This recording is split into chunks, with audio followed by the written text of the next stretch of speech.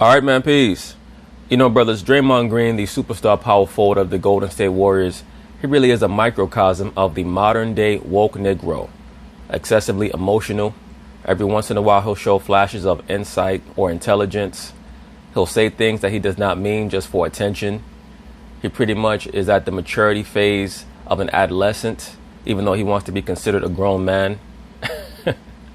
And despite the fact that, as I've already stated, like many woke Negroes, he'll show flashes of intellect here and there. That intellect or that latent intellect will be offset by his inability to control his outbursts, his anger, his envy. And that's what we saw with the altercation earlier this season between himself and Kevin Durant. I've always stated that many modern day, especially wokety woke so-called black males, they have a lot of their mother's energy within them. And what the modern day liberal female will love to do is act as if she does not need people that she actually does need. Draymond Green said some things to Kevin Durant that I'm pretty sure he came to regret, and he definitely regrets it right now. He sat down with Rachel Nichols to show a more reflective side. As I've already stated, Draymond is an intelligent cat, relatively intelligent cat, from a two-dimensional perspective. But what the so-called black man has to do is raise his comprehension to a three-dimensional level so that he does not lead with his emotions and end up cutting off his nose to spite his face. Because when you try to denigrate greatness and a truly gifted person like a Kevin Durant, you only hurt yourself in the long run. So anyway, they're going to talk about it, and I'm going to chime in. I do want to switch over to the Warriors side because Draymond Green is playing just lights out. Some of the best basketball of his career this postseason. Draymond's playing the best that I've seen him play since 2016. I got to sit down with Draymond to discuss him playing with Kevin Durant now, possibly in the future, and not during these opening two games of the finals. His mindset going into these games. Take a look. Draymond Green may be playing the best offensive basketball of his career. Draymond Green drills the He finally got his fat ass in shape. three. It's like a wrecking ball, destroying everything in his path. You are coming into these finals on just an absolute tear, and part of that has been a credit to how in shape you are. Part of it is conditioning. Part of it is also the matchups in the Western Conference. As I've stated in other videos, aside from the Golden State Warriors, one could certainly make the case that the next four best teams in the NBA were in the Eastern Conference, including the Boston Celtics, including them. The issue with the Celtics is that their team was so fractured by the Kyrie and Gordon Hayward thing. How many pounds did you lose in just the last 2 months? In the last 2 months, I've lost about 25 pounds. That means you did not take your conditioning seriously enough coming into this season. That's what that means. It's something that I knew I needed to do. So it took a lot of mental, just focus, more so than anything, will. So in other words, you had no focus and willpower before the season. That's probably why you were so upset with Kevin Durant. Because you saw in Kevin Durant certain aspects that you wish you had within yourself or certain aspects that you had lost. Let's keep in mind that when Draymond Green first came into the NBA, he was quote-unquote chubby. Willpower, giving up the things that I knew wouldn't be conducive to me reaching the way that I needed to be at in order to play at the level I've been playing at. In other words, you were leaning on Kevin Durant to carry the team, and you said to yourself, I can slack off. All right, so give us the scoop. What did you give up? Candy. I love potato chips. Right. I gave up chips. Just to know you can give up things that you enjoy, right, and have that willpower to continue to say, no, I'm not doing it. It just made me feel more in control of everything. In other words, your poor diet was a reflection of your inability to control your emotional outbursts. That's what you're saying in a nutshell. Play in the last round and a half was influenced by the fact that Kevin Durant isn't on the court. What does it feel like to finally kind of just get a chance to let your whole game out for at least a round or so? It's great to show my whole game and show what I'm capable of, but I wouldn't change the sacrifices that I've made and will continue to make for nothing because we've still reached the goal, and that's what's most important. The Warriors do it again and advance to their 5th consecutive NBA Finals. The way you played the last couple weeks, you're not a certainty to win. Is there any more fun in playing when the game feels it's more on the line versus, okay, we are pretty much inevitable here? Let me say this. The Golden State Warriors are at a talent deficit against the Toronto Raptors if they're not going to have KD. The NBA has caught up with the Golden State Warriors. This notion that they're this unbeatable super team Well, relatively speaking, against many of the teams in the Western Conference, aside from the Rockets, you could consider them a quote-unquote super team. But against the best teams in the Eastern Conference, I've always felt that they were going to have 6 or 7 game series throughout the playoffs, especially in the finals. And I do believe that in order for them to defeat the Toronto Raptors, this series is not going to be any briefer than 6 games. I believe that the Golden State Warriors are going to have to win a 7th game in Toronto in order to win this finals this year, even with KD and a relatively healthy Andre Iguodala. When Kevin's with us, I walk into the arena and I know how this game is going to go. I know we're going to win. When he's not, I'm still extremely confident that we're going to win, but you got to figure a little more out in order to win, as opposed to when he's out there. And so I think it gives you a little more joy initially when you finish that game.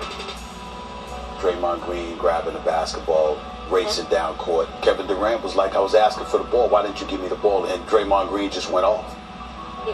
Let me say this, and we've seen Draymond Green do a great impersonation of Magic Johnson in this last playoff series against the Portland Trail Blazers. In that moment right there, you give Kevin Durant the damn basketball. That's what you're supposed to do. A very public disagreement you guys had back in the fall on the bench against the Clippers. Can you tell me more about that? Oh, yeah. I mean, when I talked to him, I said, hey, man, that probably wasn't the right way to handle that. Probably. No, it was not the right way to handle that at all.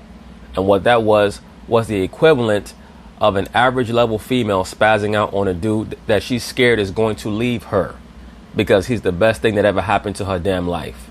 That's all that was. Sometimes I let my emotions get the best of me, and sometimes, you mean most of the time, brother. In that situation I did, and he said, everybody keeps saying, oh, Draymond's emotional, and that's just Draymond. And that's an excuse that everyone kind of allow you to have, and I'm not allowing you to use that excuse anymore. Well, that goes all the way back to his mother. His mother created that excuse for him, that he could just flip out on people and it's okay. Draymond Green is on record as saying that he has those blow-ups with his friends. What does that mean? That toxicity has been normalized in his life, not just in his interactions with his teammates, but also with the people in his personal life. So hopefully for Draymond, nothing serious happens down the line, especially since he supposedly is quote-unquote engaged to one of these females from these reality shows, who's probably his MK handler. It's most likely a handler who has been assigned to Draymond, but that's a whole other issue. The point being is this: when you try to enter into these contractual obligations with these females and believe that you're going to be able to flip out on them whenever you feel like it to just expel some negative energy, things are not going to work out for you how you hope. I promise you that. And so that was a big step for me. It kind of made me look at things from a different perspective. His free agency is still an issue. Some of the things you said that night made it seem like you were frustrated with this feeling of holding the franchise hostage. I don't understand how Kevin Durant could be holding the franchise hostage by utilizing his rights as a free agent. What that tells me is that Draymond Green and many other elements within the Golden State Warriors believe that they owned Kevin Durant. And this happens, and I've touched on this sentiment before on this channel. When you're extremely gifted, people want to own you. They think that they can dictate to you what you should be saying, how you should be thinking, and what you should be doing for them. They want you to believe that they're the ones blessing your life as opposed to the other way around. And that's the dynamic, that's the overall paradigm that I saw when it comes to how the Warriors, especially Draymond Green, were relating to Kevin Durant. Even the general manager, Bob Myers, with that ridiculous rant that he had at last year's championship parade, when he pretty much embarrassed Kevin Durant in front of his teammates and in front of that audience by telling him that, you know, we just brought you in and Stephen Curry, we've had him from the start. Why would you even joke like that? That makes no sense whatsoever to say those type of things. But I have a feeling that they're going to have to pay for that after this season. But at the end of the day, this is something that I see everywhere, especially when it comes to someone or something that is gifted, meaning they have an attribute or characteristic that is very hard to find. Other people, they try to gather around that person or thing and create this dynamic where they want the gifted person or the gifted thing to believe or adhere to the notion that they're the ones who are being gifted by the presence of the other people, as opposed to the people being gifted by the gifted person's presence or the gifted thing's presence. And it's a way to establish a mental mind control. And Kevin Durant, fortunately for him, is not going to allow other people to stipulate to him that he should feel so happy and gifted that Golden State accepted him, when the fact of the matter is that it's pretty much been an even trade-off. It's been a business transaction that may come to an end. Hopefully for them, they'll be able to end this 3-year contractual obligation with 3 championships in 3 seasons, which would be much better, much more profitable and proficient than what we saw from LeBron James and the Miami Heat. How have those feelings played out through the season? It wasn't necessarily that him being a free agent bothered me. It was more so the fact of, are you with us or not? In other words, once again, it was a control issue for you. You thought that you were Kevin Durant's MK handler. You thought that you were going to be able to convince Kevin Durant to believe that you saved his legacy by bringing you into Golden State, as opposed to what it actually was. It was a mutually beneficial relationship where both parties were able to get what they wanted. When you saw the control slipping out from your fingers and you saw the potential for Kevin Durant to leave, and now, wow, Stephen Curry is going to have to go back to being our number 1 option, and he's a great offensive player, he's explosive, but he's not someone that I believe we can count on to the degree that we can count on KD in the playoffs, because it's not going to be as easy for Steph to get his points as it is for KD. All that is going on in your mind. So you express that to Kevin Durant in the same way that a woman would express her frustration with a man that she knows is above her level, i.e. Ayesha Curry, and the options that she believes he has, even if he has not utilized those options yet. So jealousy is pervasive. It's not just about female jealousy. Males get jealous too, especially if they have a lot of female energy on them. But that's all this was. Draymond Green basically was playing the Ayesha Curry role, extremely insecure and fearful that his man, his quote-unquote boo, was going to leave him, because he knows that Kevin Durant has options all across the NBA. So he wants to make Kevin Durant, or try to make Kevin Durant, believe that he himself, Draymond Green, should be the authority figure here, and that he can peer pressure him into giving some vow of fidelity or an oath of loyalty to a squad that he owes none of that to. That bothered me. One thing Kevin told me is, dude, you have to block out all of that. Like, you see me come in here and work every day. You see me give my all to this team. And it allowed me to focus on what I see, what I can control, and not what I can't see, per se, and what I can't control. I know you have a whole... So you confirmed that it was a control issue, which you never should have had in the first place, because you can't control that man. That man has the right to do what he wants to do with his life. Whole NBA Finals to play, but free agency is basically a month away. Do you have a feeling of what he's going to do? I haven't even really concerned myself with trying to have a feeling. Now, didn't this guy just sit down and explain to you for the past 30 seconds that in order for him to work out the issues that he had within himself about Kevin Durant, he had to let go of whatever feelings he may have had, because his feelings were based on suspicions, based on innuendo from the bullshit-ass sports media? And then this bro is going to go and ask him in a follow-up, do you have any feelings of what he's going to do? Why would you ask a question like that? Unless you were trying to inflame something that already has died down. With what he's going to do. Because our mission is to win a championship every year. And if he's only here for 3 years and we win a championship all 3 of those years, we completed our mission. All right, Brian, a lot in there, but what stood out? Well, thank you. What stood out to you most from what he said? His insecurity and his fear that Kevin Durant is going to leave, and the fact that he came into this season not taking his physical conditioning seriously enough, because he thought that he was just going to leave everything to KD.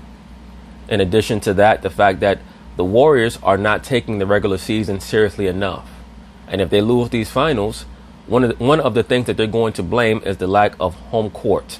Everyone's talking about how this is the first time that they've started a final series on the road. Well, you know what? The Warriors have allowed the media to convince them that striving for 73 wins back in 2016 was a bad thing.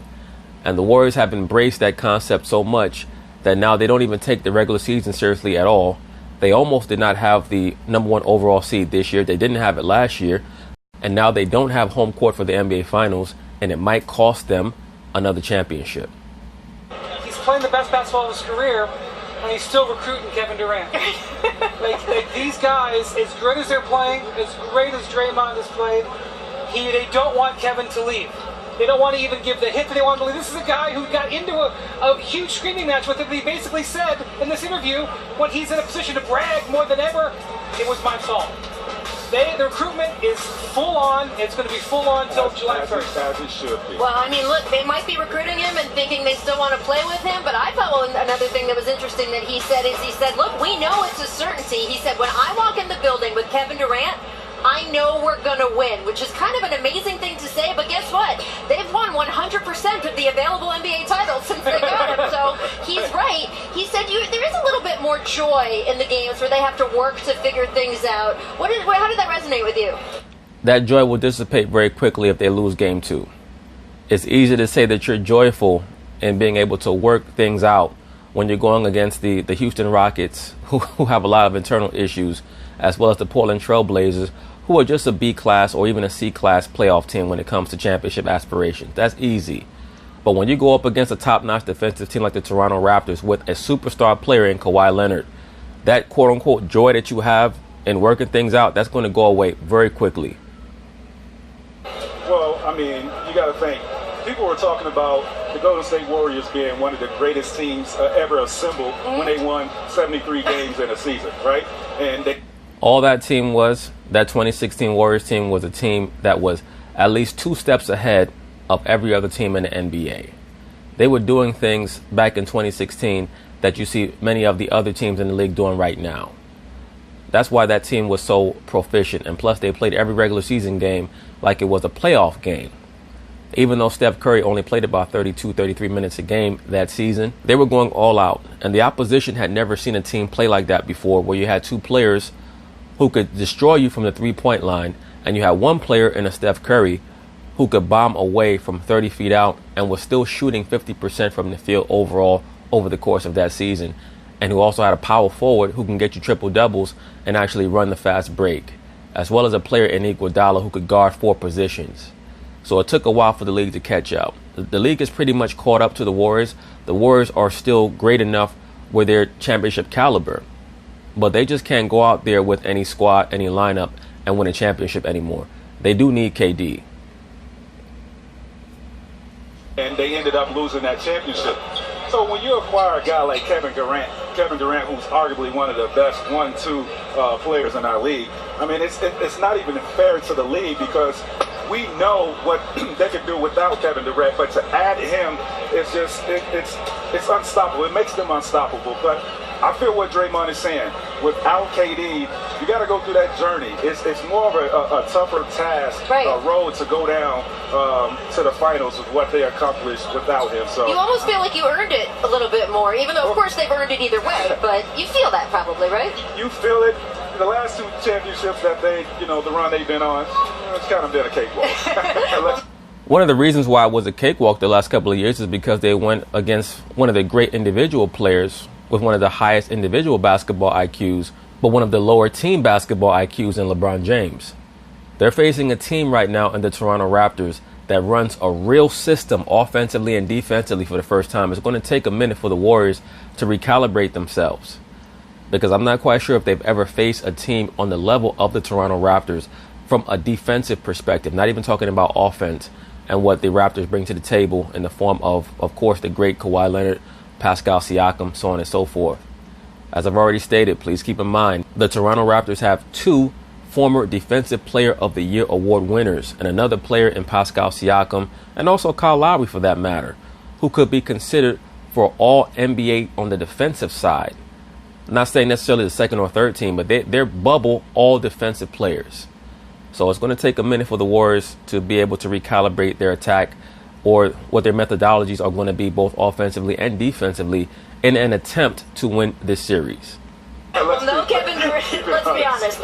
No Kevin Durant tonight. They say he's not likely to be in game 2. Boogie Cousins, however, is active.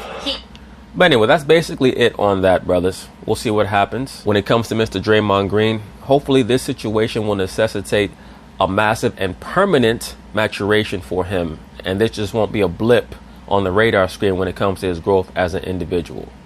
So peace.